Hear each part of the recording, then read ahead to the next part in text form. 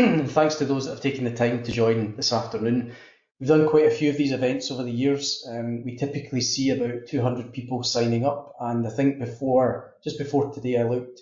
There was 390 people signed up, and I think we've got about 230 that have joined so far. So I guess that puts a bit of pressure on me to make sure the content's good. But really, it tells me that people are keen to understand what's going on in the executive hiring space. What insights can we share? What trends do we see? And also, what are some of the home truths of old world exec hiring versus what I would call new world of exec hiring? So I'll dive right in. Today, I'm going to talk a little bit about the state of executive hiring in 2025, backed up by data, backed up by insights and interviews that we've conducted from the start of this year to April. Then I'll give a bit of insight into what do we see exec leaders telling us in terms of the feedback that they have on exec hiring processes, both as a hiring manager and as a candidate. What do they want from exec hiring partners in 2025? I'm going to talk a little bit about the Shrek problem. Now, for those that know the acronym looks at the top 5 global exec search organizations, and I'm not here today to criticize any of them. Some of them are excellent, there's some great people in them. I'm really talking about, I think, the problem in the ecosystem that we live in exec hiring. And the hero solution, and that isn't about solutions driven, just to be clear, that is what I see modern exec search needing moving forward. I'm then going to talk a little bit about old world into new world and the changes that we see happening, a bit about the importance of momentum in the exec hiring space, moving into 2 slides on who we are and what we do, and then finishing with 7 or 8 questions that we will do live on a poll that gives you the chance to rate your process, rate your partner, and get some feedback from others that have joined today. And then lastly, we'll leave 5 minutes or so at the end for some questions. If any of you want to put questions in the question box, more than delighted to answer as many as I can. So the state of executive hiring in 2025. Before I start, I just want to look at 4 data points. The first being, and I've put sources in here, we see data that says executive roles can take up to 120 days or more to get to offer, which is the longest of any job type or job family, and obviously more senior hires typically do take a bit longer. That's quite an excessive time to fill. We then look at the cost, and everyone's read the reports on the cost of a bad hire, but there was a Forbes article, I think, back end of last year, that said a bad executive hire can cost an organisation anywhere between 6 to 15 times of their salary. Now, again, lost revenue, lost opportunities, that can be a big number. Scarily, only 43% of executive hires globally are considered successful by employers. Now, the definition of successful could be different in different situations. Did they hit target? Did they perform? Did they, align with their needs? But nonetheless, only 43% of executive hires considered successful is quite a stat. And then lastly, if I look at the top 5 global organizations in the exec space, we've seen their revenue decline by 12% in 2024. Now that could be down to 1 or 2 things, the market and the volatility of the market, or organizations' buyers are maybe looking at something different to fill that traditional exec search gap that they used to use those partners for. So from my point of view, I talk about the context has shifted. I really believe that both executive candidates, but also executive hiring managers now have expectations that are more shaped by consumer grade experiences. And I'll talk a little bit about this as we go forward. But people expect, instant feedback, personalization, a certain level of experience, rather than maybe what they would have accepted 5-6 years ago. We see in our world, leadership roles are becoming more urgent, more critical, the stakes are higher than they've ever been. And I think my view is that some traditional search processes maybe hasn't kept up with the needs of the client or the buyer. Some are still deemed a bit slow, expensive, opaque. And I think the result of that is there's a growing credibility gap between what exec search firms promise versus what actually gets delivered, and how satisfied is the candidate and the client on that journey. And again, I've just put this into a little table looking at, what were the expectations of 2020? What's the reality of 2025? So in 2020, my view was the exec hiring world was still candidate driven, but employer centric. I see that being much more candidate expectations are, consumer grade experiences. Leadership roles 5-6 years ago were always strategic, but a bit more stable. I see that now being more urgent, high stakes. Search process was designed for thoroughness, and I think now search process demands speed and not slowness. And promises made almost matched the delivery, whereas now I see a bit of a credibility gap from what clients really want versus what the reality is that they're given. If I then jump into the data, so I spent quite a bit of time through January to April, and I interviewed 43 C-level executives, both from a hiring manager point of view and also what they value or what they see as an exec level candidate if they've been in the market.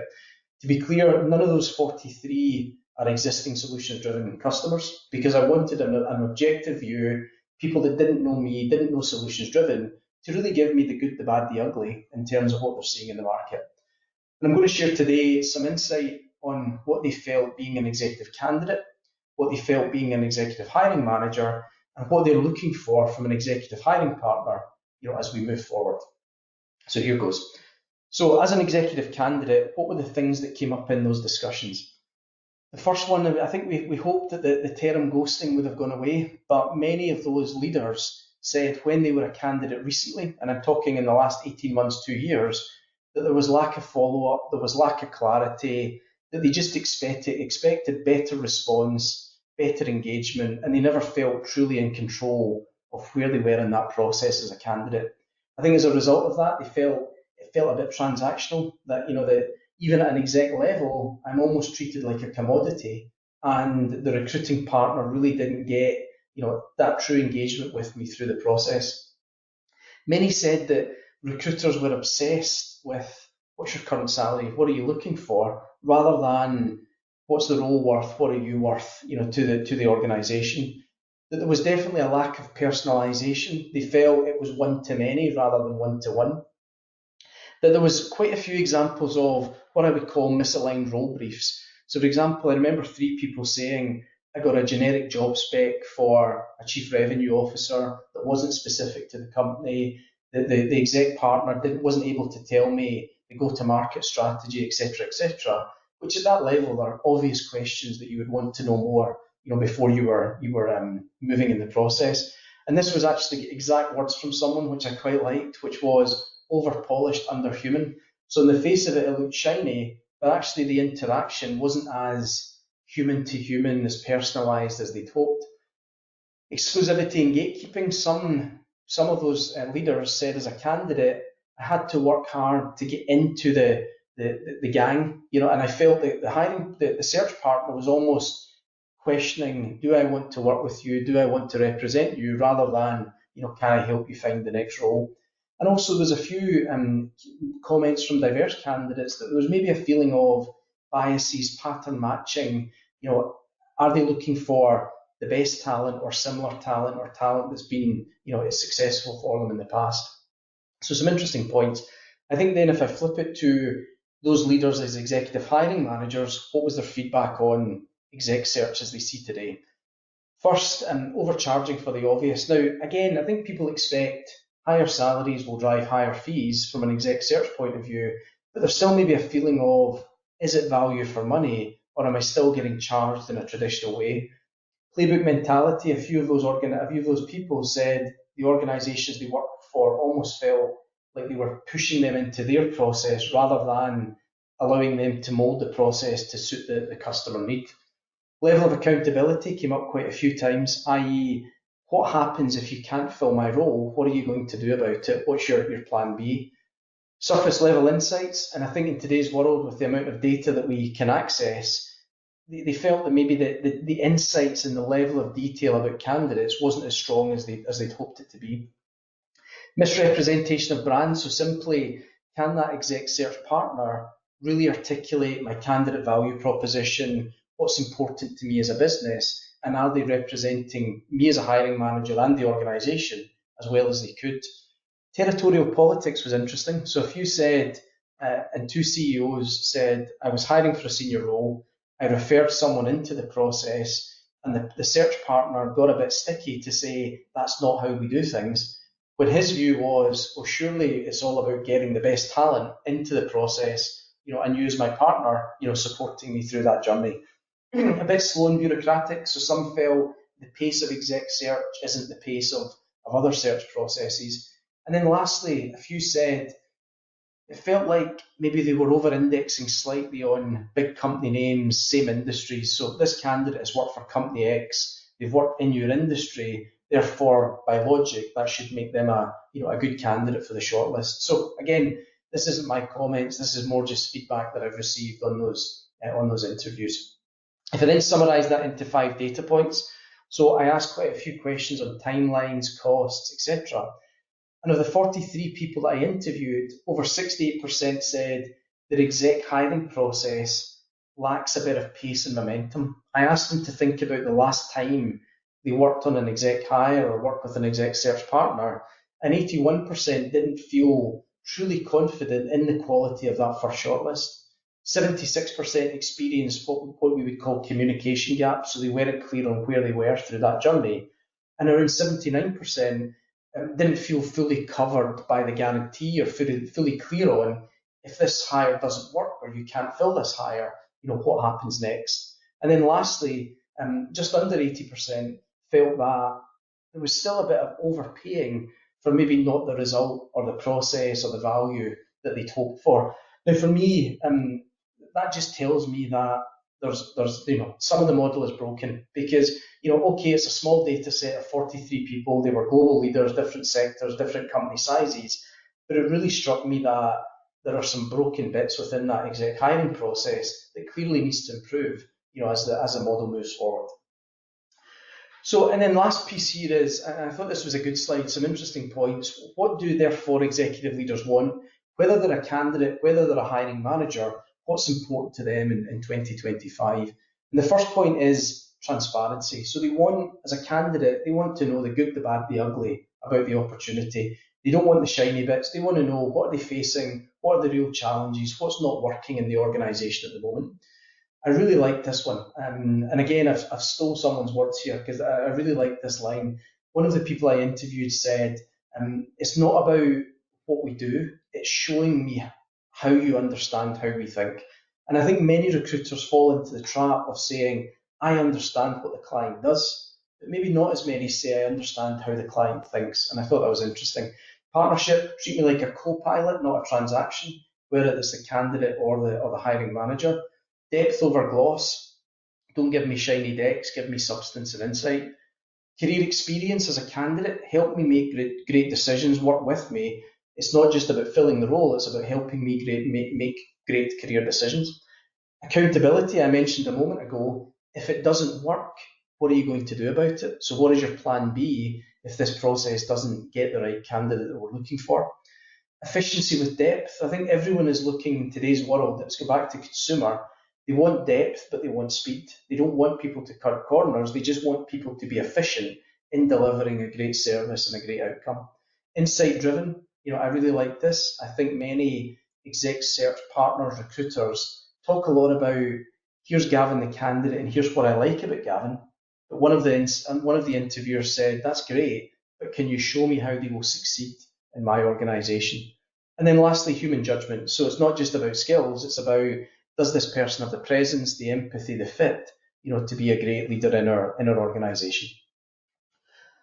So maybe move on to the Shrek problem. And again, it's really important to say, for those that know the acronym talks about the 5 global leaders in the exec search space. I am not here today to criticise any one of those brands, criticise any one person within those organisations. There's some great people. I'm sure people on the call have had good relationships with those organisations in the past. For me, it's more around, I guess, the ecosystem of exec search and what I see not being as good as it could be and what I think could be better as we move forward.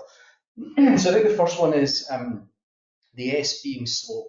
So I think there is definitely feedback and feeling from many people that I speak to that traditional exec search model is out of step with today's pace. I think we're in a world now that moves in weeks rather than moves in months. And we've spoke to organisations that have said, I've been trying to fill this role for 5, 6, 7 months. It's been slow, the process is bloated, it feels a bit excessive. And really I think in today's world, speed without cutting corners is absolutely a competitive advantage. Habitual, the H, so I think again there could be some legacy feeling that some exec search organisations are stuck in the cycle of repeating what's worked before. I use a term a lot in solutions driven called hiring insanity, which is making sure that we realize if a client does the same things and expects different results, that can become hiring insanity. And I think that habitual piece, that organizations maybe fall into the trap, exec search partners, of pattern matching, looking at the safe, type shortlist rather than what is needed in today's evolving leadership needs.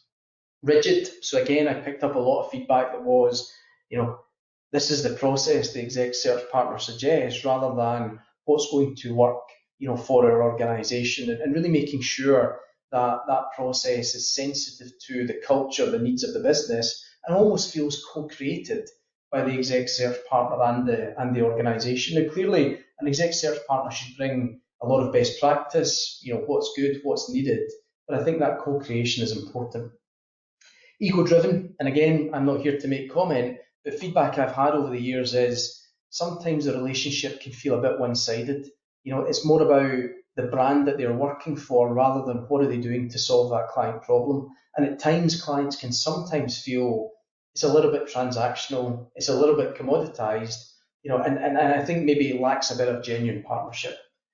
And then lastly, the K being known only. So I think, research would show that many legacy exec search processes almost stay in their comfort zone a little bit. So they're tapping into the same networks, the same names, the same ways of doing things. And it's almost, if you're known, you've got a higher chance of progressing in that model, maybe than unknown talent. And again, really important, I'm not here to criticize any individual company. This is just themes and trends that I see, as slight concerns. And then move into the hero solution. And again, this isn't about solutions driven. This is about what I think executives are looking for from modern exec hiring. So the first being H, human-centric.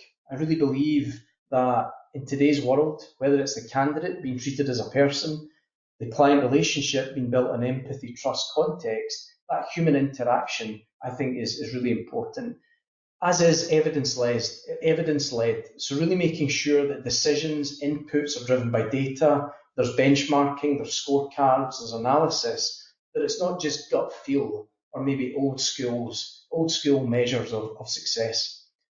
Responsive, I've talked a lot about that already, that transparency, that pace, that proactivity, that the partner is feeding updates before they're asked, that there's clear milestones, that the client is clear on where they are in the hiring process. I think that's what really determines, real partnership. And then lastly, outcome focused. So making sure that the process is focused on what is the business impact.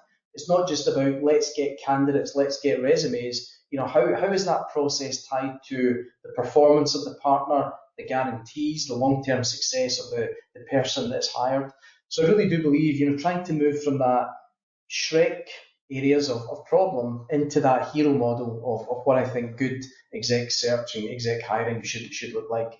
And really leading from that, I'll talk a little bit about old world, new world.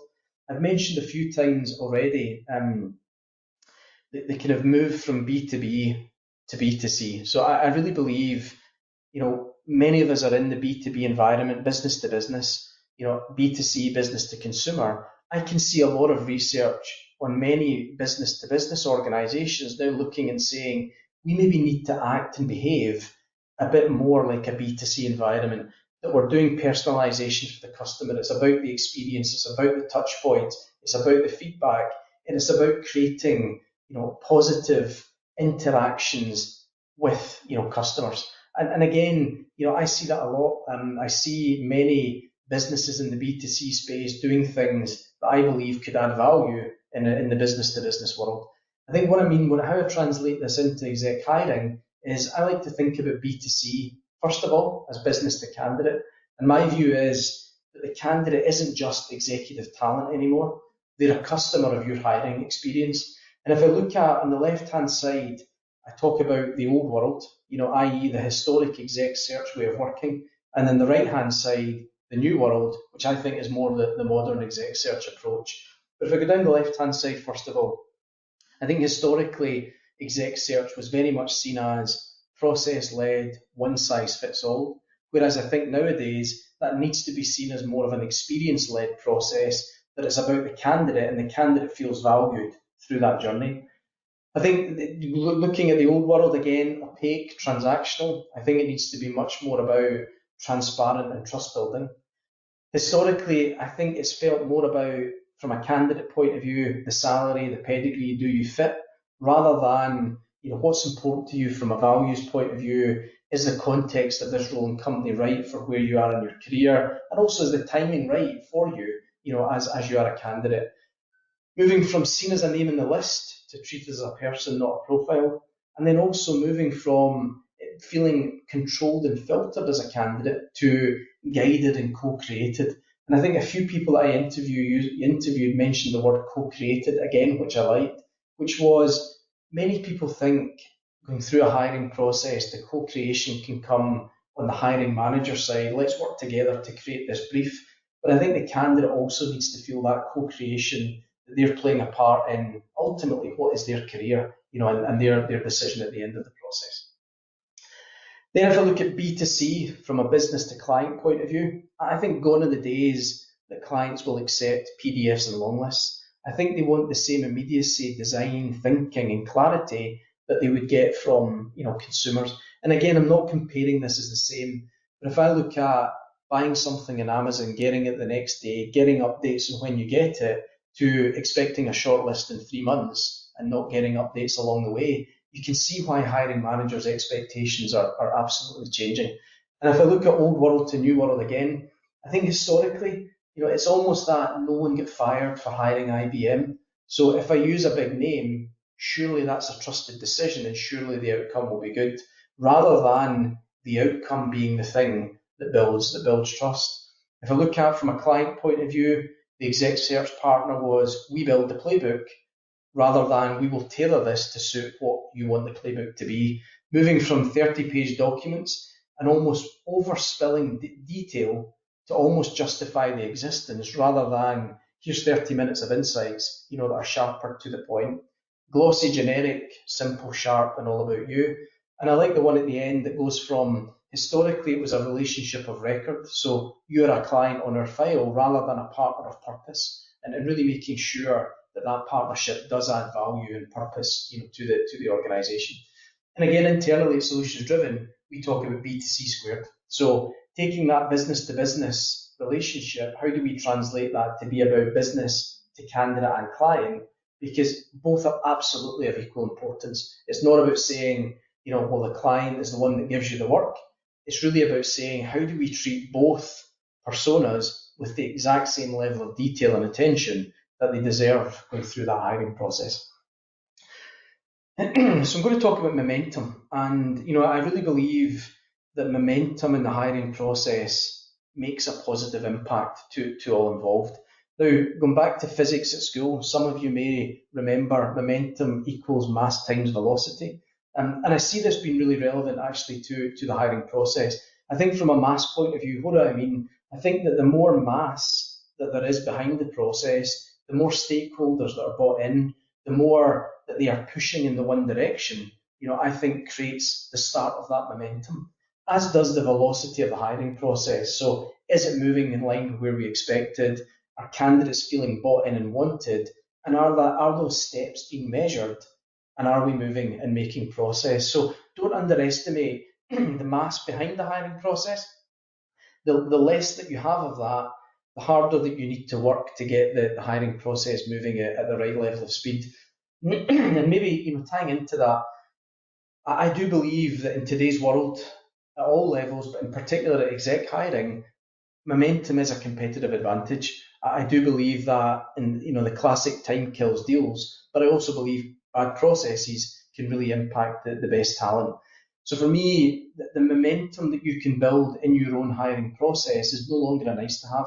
And yes, the obvious reasons of, if you don't have the right leader, you lose revenue, you create uncertainty between candidates and hiring teams, but really getting that momentum is key. The cost of delay, we know about that. If a vacancy is left, unfilled for a while, that has a big impact to momentum and also the cost to the business. Return on precision. So what I'm talking about there is any exec hiring process that you go through, make sure that you are holding both sides of the party to clear milestones, that there's accountability goals, that there's weekly updates, and that you're putting a bit of pressure on the timelines to drive faster decisions, and also I do believe if it's too fast, you don't feel you've got into enough detail, but there's a balance of getting pace to secure that better candidate. One thing that I talk a lot about is, many clients of ours will talk about A players or top talent, or how do we get the best hires for a role, etc. And the honest answer is have an A player process. Have a process that top talent respects, is bought into, is excited to be part of, because typically we find organisations lose the best talent if they don't have an equivalent best process internally. And then also that insight-driven speed. So it's not about skipping steps. It's about scoping right first time. It's about using smart feedback loops. It's about making sure that you get that, you avoid that stop-start, have we calibrated correctly? Have we not? And you get that wave of momentum as you go through the process. So last couple of slides, and then we're going to go to some polls and some questions. The purpose of this is not about selling solutions driven, but for those that don't have context of who we are, I wanted just to give a quick slide to explain that. So we've been in business 26 years, and I would call that forensic searching ability. So, we are, tasked usually with leadership hires that are complex, that have maybe, been open for a while, that there's issues in finding that, culture fit to the organisation. We've placed candidates in 59 countries globally. We typically support startup, scale up and enterprise customers. We're really proud of the process that we've built, and one of our USPs is what we call right first time hiring. So from that first shortlist of candidates, we deliver the hire 97% from that first shortlist of candidates. And again, that success process is really simple. How do we scope? How do we scorecard? How do we source? How do we select? How do we secure? How do we satisfy? But I think it's that methodology that allows us to feel confident in our ability to deliver. We've offered a 12-month hiring guarantee on every hire that we've made from day one. We've been filling C-level hires for 15 years when our customers asked us to, but we probably didn't talk about it enough. And we probably fell into the trap of thinking, well, exec search must be different. We'll not go to market as an exec search organisation. But the reality is it isn't. We decided to launch SD Exec, doing what we've been doing for 15 years, but starting to tell people. And really, at a high level, 4 differences. So the right first time methodology is what we're proud of, how we bake that into a process to get that 97% right first time hiring, which you could argue is even more important at the C level to ensure that that leadership fit is correct to the organisation. We're not a big fan of retained. So my view is that retained is being, asking for money before work is done. My view, we talk about milestone, which is asking for money after work is done, and that's quite important to us from an ethics point of view. We now offer 18-month hiring guarantees for C-level and exec hires. Again, higher impact, higher stakes. Therefore, we want to show our commitment to the customer. And also, we also offer ongoing coaching for the hire that's made for as long as they need it, whether it's just a sounding board, advice, objective view, etc. And so that's really our kind of go-to-market on what's important, to us in the exec space. And then lastly, if I look in the last 10 assignments that we have competed against some senior or larger exec organisations, we've been lucky enough to win, 7 out of 10 of those. And I don't think it's luck. I think it's just style of how we do things. But some feedback that we've had over the period is you care as much about filling the role as winning the role. You bring care and ownership to every search. You prioritise the needs over your internal process. You collaborate without any ego, any arrogance. You just want to be in partnership to get the work done. You bring rigour and a process, so the 6 S's that many lack. You update before I need to chase, and also you manage that post-hire process and the ongoing support with some good level of care and consistency. So I'll stop talking for a moment. What I wanted to do, the next slide that you'll see has a QR code, and I think I've got 7 or 8 questions that you can answer through your mobile device, just so we can get a sense of what is the feeling in the room, and also an opportunity for you to compare your answer to others within the panel. So hopefully everyone can see the QR code. All you need to do is scan that. And on your mobile, you will then get the question, how satisfied are you with the speed of your executive hiring process? And there's 4 options there. And hopefully as people start to answer, we'll see the live results coming in. At least one person has managed to work the QR code, so that's always good.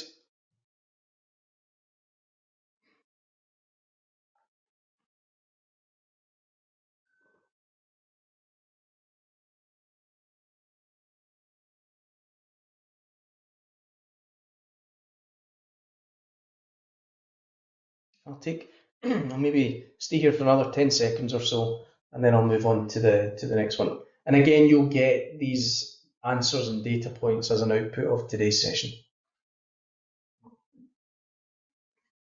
Okay, so it's looking like the most popular choice was it moves, but maybe not fast enough for the business needs. And again, if you're still trying to figure out how to answer that, please do. We'll carry on to the next question, and you can just catch up on your mobile device. Do your shortlist consistently reflect the quality and fit that you need? And again, 4 options. Sometimes, but hit and miss, rarely, usually good, always on point.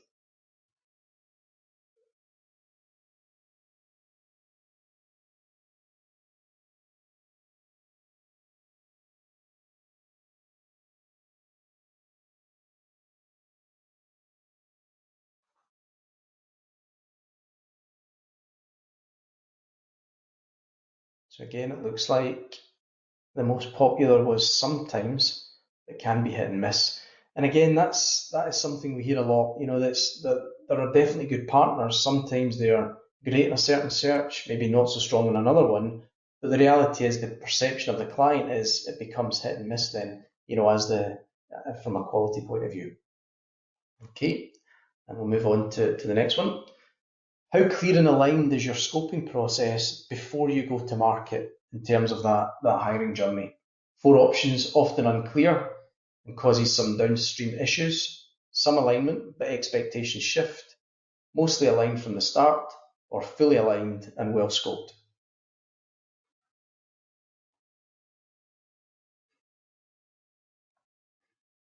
So more of an equal balance here, I think, between some alignment, mostly aligned,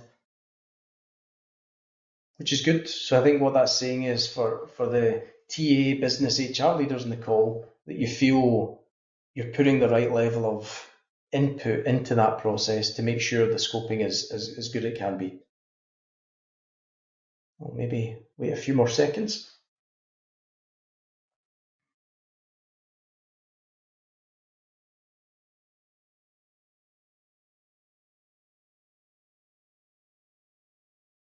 Okay, moving on to question 4. How well do your search partners communicate during the process? Poorly. I'm often left chasing for updates. Inconsistently, depending on the consultant I'm working with. Exceptional, or decent, but it could be tighter. It's good to see 23% exceptional, down a little bit, so good to see.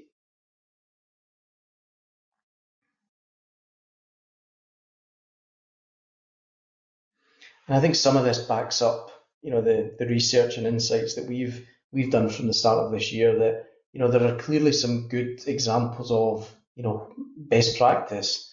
There's also a high percentage that could improve in that communication to make clients, hiring managers feel more comfortable with the process that they're following. Okay. I'll maybe wait a few more seconds and then I'll move on. Nope. So 50% saying okay, but could be tighter. Yeah, it's a high percentage. Okay. Next question. What describes your recent experience with exec search fees? High fees, poor value, pricey but delivered eventually, reasonable for the service, or absolutely outstanding value?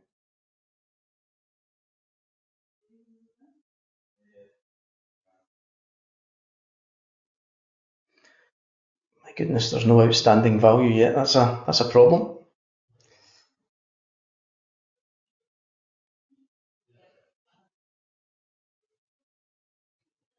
Pricey but delivered eventually seems the most common one. And again, it does resonate with the discussions I've had, that I think people expect, because salaries are higher, fees to be higher, but there's not as much, customer wow or outstanding value as there could be, in the model. I think that's the first one that we've had where there's been a score of 0 on one of them. So interesting. How confident are you in your search partner's ability to represent your brand and culture? So not confident, somewhat confident, generally good, or very confident.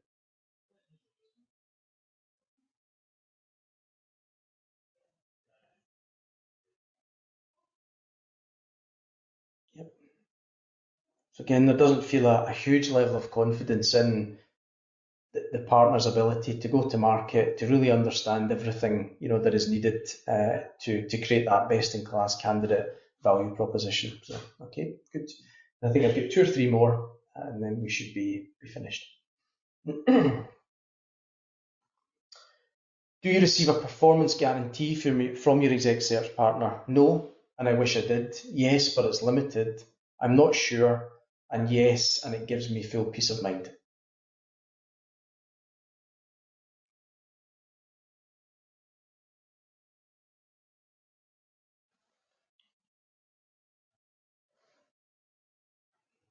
And I expected the top one to be yes, but it's limited. And I think unfortunately we see the standard being 3-6 months, or some form of small rebate. And my view is, at the exec level, the stakes are bigger than that, and therefore the guarantee needs to speak to that level of impact. The 5% that's not sure is also a problem. So that's definitely something worth looking into. And I think last 2 questions. So how inclusive and diverse are the candidate slates you typically receive? Not diverse at all, occasionally but not consistently, somewhat diverse, and consistently strong on diversity. And diversity can be sectors, background, gender, ethnicity, just whatever you see as diverse to your hiring needs.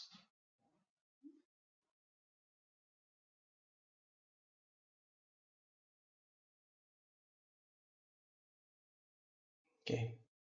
Again, biggest one, occasionally but not consistently. So it may be that some roles are deemed easier to get that diverse talent than others, and maybe some search partners are kind of low-hanging fruit and bringing diversity in when it's easier, rather than the consistent drive towards that. And then my last multiple choice, one more after this. How involved are you in shaping and calibrating the role before the search begins? So how involved does the exec search partner get you in the briefing? Is it minimal? Is there some back and forth? Is there heavily involved? Is there a good level of co-creation in there? So this is good. This is positive. 50% saying heavily involved, which you would hope. I mean, at the end of the day, it's ultimately the organisation's hire, and getting involved in that shaping and calibrating, I think is a key part. Good. And then my last one, what is the number one reason, if an exec hire fails, what is the number one reason for your exec hire failing or underperforming? Is it poor cultural fit, unclear role definition from the start, rush or misaligned process, or lack of ongoing support or onboarding? That's really interesting. So we're about 60-70% saying unclear role definition, yet many said they were heavily involved at the start of the scoping process. So that's interesting.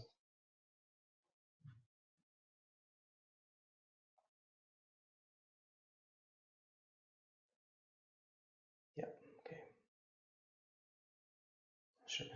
Interesting. Good. Okay, so all questions finished. And again, as part of our takeaway, we'll share this with you just so you've got the data points for your own reflection.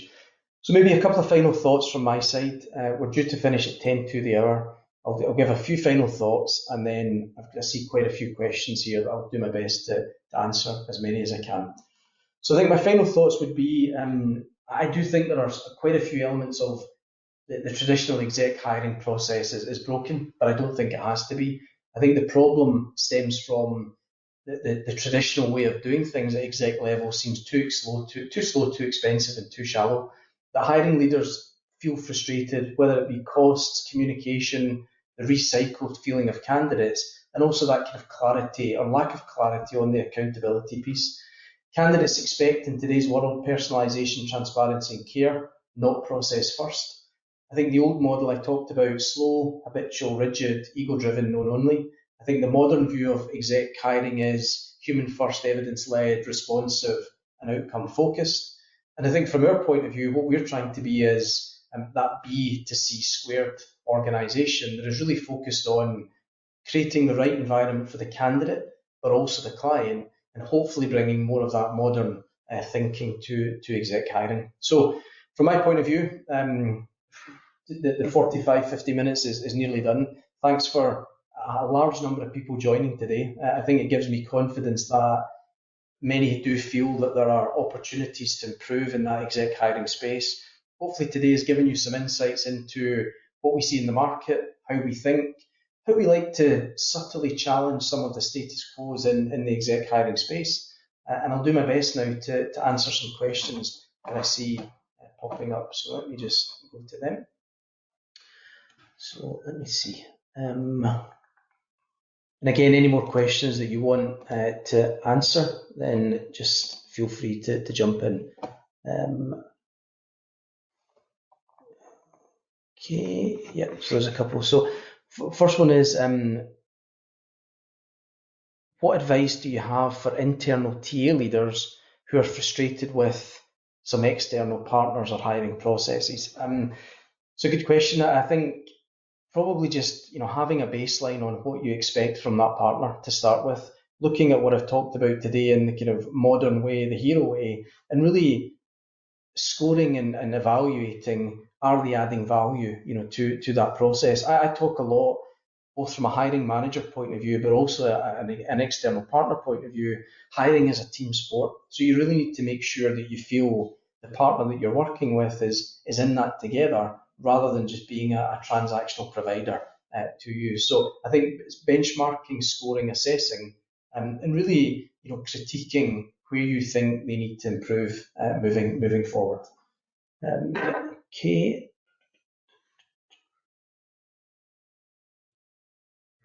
What are the most common red flags that lead to failed exec hires? So I think the survey that we just completed showed some of that in terms of, I think the failure is usually deemed we didn't get clarity or enough clarity up front, yet many of the people asked said, I'm heavily involved in the front end of the process.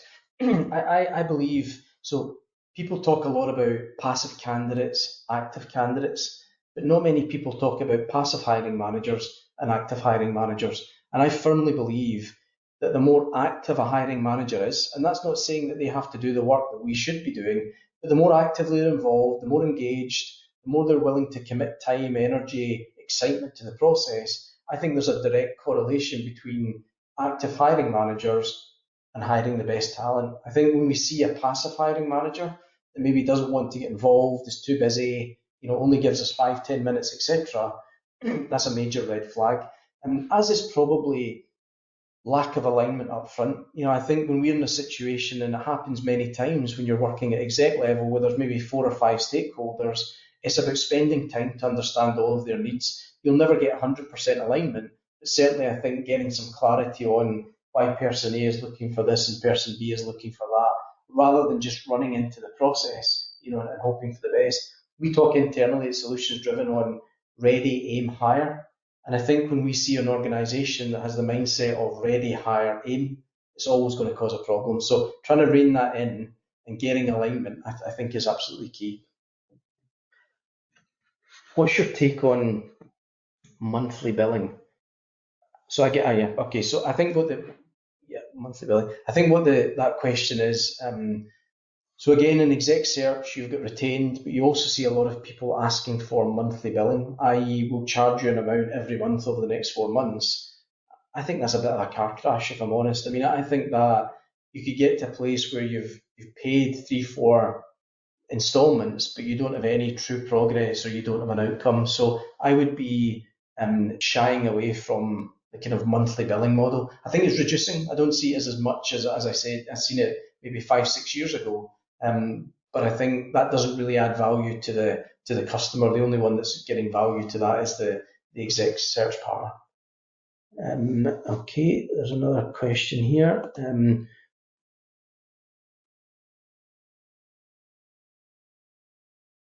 Can you walk through an example of a right first time hire and what made it work?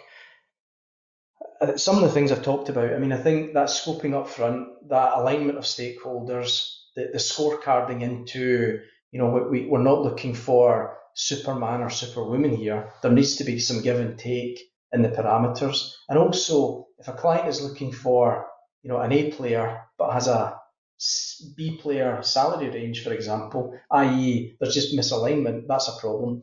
And also I think that continuous communication, so just the weekly check-ins, the weekly updates, and holding each other to account. I do think, I said hiring is a team sport, but I think the best partnerships come from where both sides, the client, three sides, the client, the candidate, and the provider, has accountability to play their part. Good communication, and good partnerships, I think is key. And then let me see if there's any other questions here. I think I'll try and get one more question in. As a customer, exec search value can feel opaque. How can exec search firms do better to quantify the fees charged and their value proposition? It's a great question. So my kind of instinct says, what I don't understand, and I really don't understand this, is a company that charges X percentage fees, but when they're working exec search, they charge double that, 30, 35% fees, because the salaries are already bigger. So there's almost a double win, in that situation. So I've never really understood the logic from going from, 20% to 35% at exec level. And I think the value is really linked to what's important to the customer. So really getting up front, the measures of success from the customer, and not doing a kind of, this is our fee, take it or leave it. There needs to be some discussion, what's important, flexibility, etc. For some clients, we have fees that are linked to percentages, some we have fees that are linked to a fixed fee. It's really depending on what's important to the client. So I think as a buyer of the service, the person that asked the question, I would be challenging, why does the percentage go up so much when the salaries are higher? And also, are they listening to what's important to you as the buyer? Maybe one last question.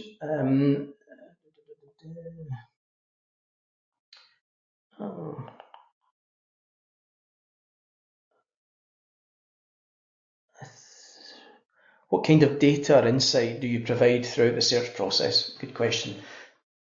As much or as less as the client wants. I mean, I think we're in a data-hungry world, but some clients just look for the snapshots to say, just give me pulses on, what's going on. Others look for every part of data through the process. And I think at an exec level, a lot of it is, so I talk about 3 levels of candidate engagement.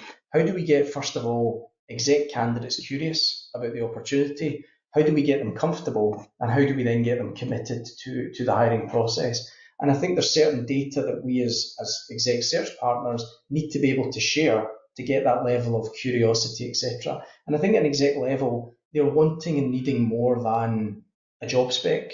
They're wanting a business plan, they're wanting the strategy, they're wanting the vision of the organization. But from a hiring manager point of view, we get asked a lot for data on how does our role, how does our company resonate with the market? What is the feedback? Are we getting positive feelings on what we're doing? Clearly diversity, clearly time to hire, all the usual things. But I think that brand representation and our executive candidates resonating, what are the things they like, don't like, etc., to really make sure that we're feeding into what they can improve as an organisation moving forward.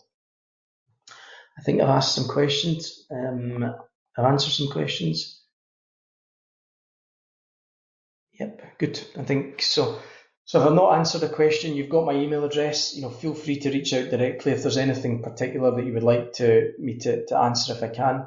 And we will follow up in the next day or so with the key takeaways from this session. I really appreciate everyone that's taken the time and a large audience that's taken the time to join. Hopefully it's beneficial. and thank you for everyone's time today.